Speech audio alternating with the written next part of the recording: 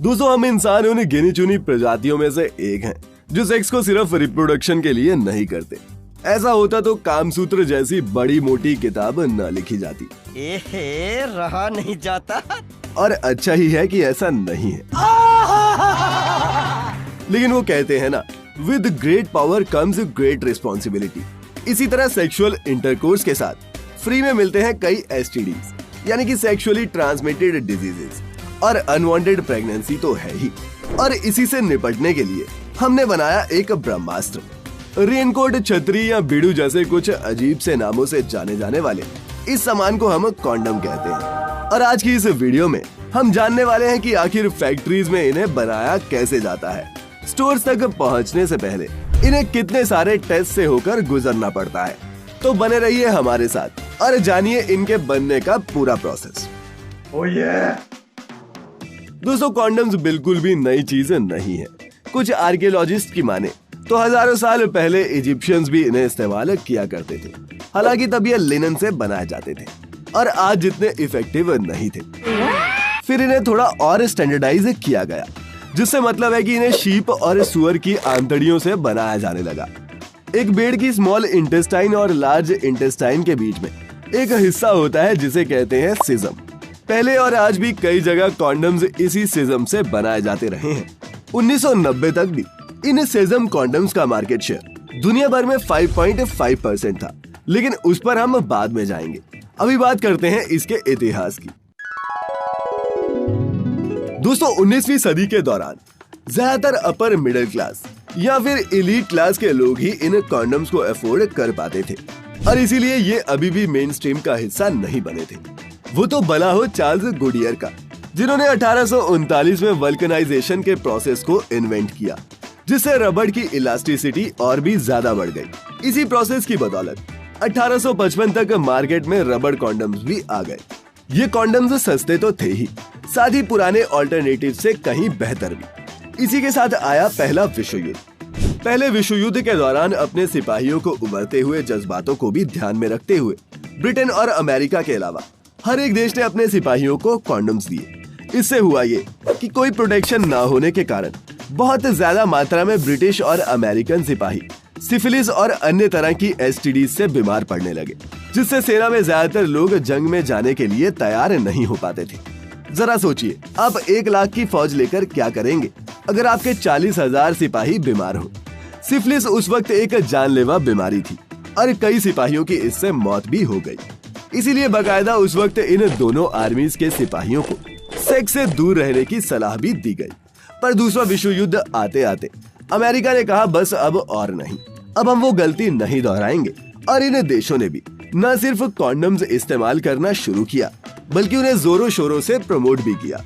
इस एक्सेप्टेंस का एक कारण ये भी था कि 1920 के बाद रबड़ की बजाय लेटेक्स से कॉन्डम्स बनने लगे। लेटेक्स एक नेचुरल सब्सटेंस था जो पेड़ों से हमें मिल जाता है। साथ ही ये आम रबड़ के मुकाबले ज्यादा पतला होता था और इसे बनाना भी सस्ता पड़ता था। इसके बाद इनके लिए सोसाइटी में और भी ज्यादा एक्सेप्टेंस बढ़ गई और फिर इसमें नई नई चीजें ऐड होती चली गई। एक जमाना था जब कॉन्डम्स को कहीं से भी खरीदा जा सकता था और हर कंपनी इन्हें अपने तरीके से बनाती थी। इन पर कई तरह के टेस्ट नहीं किए जाते थे, लेकिन कुछ वक्त बाद सरकार ने इसमें दखल दिया और कॉन्डम्स की बिक्री को सिर्फ मेडिकल स्टोर्स तक ही सीमित कर दिया गया। ऐसा करने के अलावा उन्हें एक मेडिकल जरूरत के रूप में भी स्वीकार कर लिया गया, जिसका मतलब था कि अब कंपनियों की मनमानी नहीं चलेगी और उन्हें सरकार द्वारा सेट स्टैंडर्ड्स के मुताबिक ही कॉन्डम्स बनाने होंगे, वरना उन्हें बिकने नहीं दिया जाएगा। और ऐसा करने से इन कॉन्डम्स की रिलायबिलिटी और बढ़ गई। अब चलते हैं इसे बनाने की प्रक्रिया की तरफ। सबसे पहले कॉन्डम बनाने के लिए ग्लास की बड़ी बड़ी ट्यूब्स का इस्तेमाल किया जाता है। इन ट्यूब्स का काम कॉन्डम्स को शेप देने का होता है। इस्तेमाल करने से पहले इन्हें अच्छी तरह से धोकर सबसे पहले डिसइंफेक्ट किया जाता है, ताकि कोई भी जर्म्स इनमें ना बचे और साथ ही कुछ ऐसा ना लगा रह जाए जो कॉन्डम्स में किसी भी तरह का कोई होल कर दे। धोने के बाद इन्हें लिक्विड लेटेक्स के अंदर डुबा दिया जाता है। डुबाने से इन ट्यूब्स पर लेटेक्स की एक पतली सी परत चढ़ जाती है, जिन्हें फिर हल्के ड्रायर से गुजारते हुए ठंडा किया जाता है। इनके सूखने के बाद इन्हें दोबारा से लेटेक्स में डुबाया जाता है और ऐसा करने के बाद जब ये ठंडे हो जाते हैं तो एक रोलिंग मशीन इनके एंड्स को हल्का सा फोल्ड कर देती है। इसके बाद पानी का एक जेट इन कॉन्डम्स को इन ट्यूब्स पर से प्रेशर के साथ अलग कर देता है और फिर बड़ी बड़ी वॉशिंग मशीन में डालकर 1 घंटे तक इनकी अच्छे से धुलाई होती है। धोने के बाद इन कॉन्डम्स को फिर सूखने के लिए छोड़ दिया जाता है और बाद में इन्हें रोल करके इन पर सिलिकॉन ऑयल और अलग अलग फ्लेवर्स को डाला जाता है। ये कॉन्डम्स अब पैक होकर मेडिकल स्टोर तक की यात्रा करने के लिए तैयार हैं। बस एक और जरूरी स्टेप के बाद इन कॉन्डम्स में से कुछ एक रैंडम सैंपल्स को सिलेक्ट किया जाता है ताकि इनकी टेस्टिंग की जा सके। इसके बाद इन्हें कई तरह के टेस्ट से गुजारा जाता है। एक ट्यूब के ऊपर इन कॉन्डम्स को लगाकर सबसे पहले अंदर से वोल्टेज पास की जाती है, क्योंकि लेटेक्स इलेक्ट्रिसिटी कंडक्ट नहीं कर सकती। तो अगर इलेक्ट्रिसिटी गलती से भी पास हो जाती है तो समझ लीजिए इसमें कोई ना कोई होल है और ऐसा होने पर पूरे बैच को ही सस्पेंड कर दिया जाता है और 1 लाख से भी ज्यादा कॉन्डम्स को बाहर फेंकना पड़ सकता है। और अगर ये टेस्ट पास कर गए तो एक अगला टेस्ट इनके इंतजार में तैयार होता है। लगभग दुनिया की सभी चीजों की गुणवत्ता डिसाइड करने वाले ISO के मुताबिक हर एक कॉन्डम को कम से कम 18 लीटर तक हवा को स्टोर करने के लिए बनाया जाना चाहिए और इसी बिना पर इनका टेस्ट भी होता है।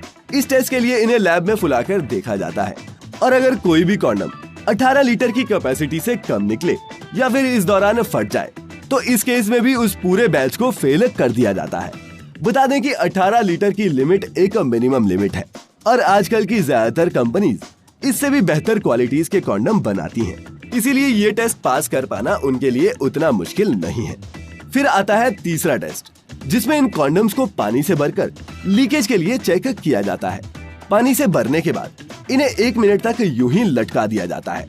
ऐसा इसलिए भी जरूरी है क्योंकि ये लीकेज होल्स कभी कभी इतने छोटे होते हैं कि नेकेड आई से देखे नहीं जा सकते और अगर किसी भी तरह की लीकेज डिटेक्ट किए बिना इन्हें मार्केट में बेच दिया जाए तो यकीन मानिए कि आपका डॉक्टर का खर्चा काफी बढ़ सकता है। इसीलिए पूरी तसल्ली कर लेने के बाद ही इन सैंपल्स को पास किया जाता है। इस टेस्ट के बाद एक फाइनल टेस्ट होता है जिसमें कॉन्डम्स के अलग अलग टुकड़े करके उन्हें वैक्यूम सील्ड कंटेनर्स में रख दिया जाता है।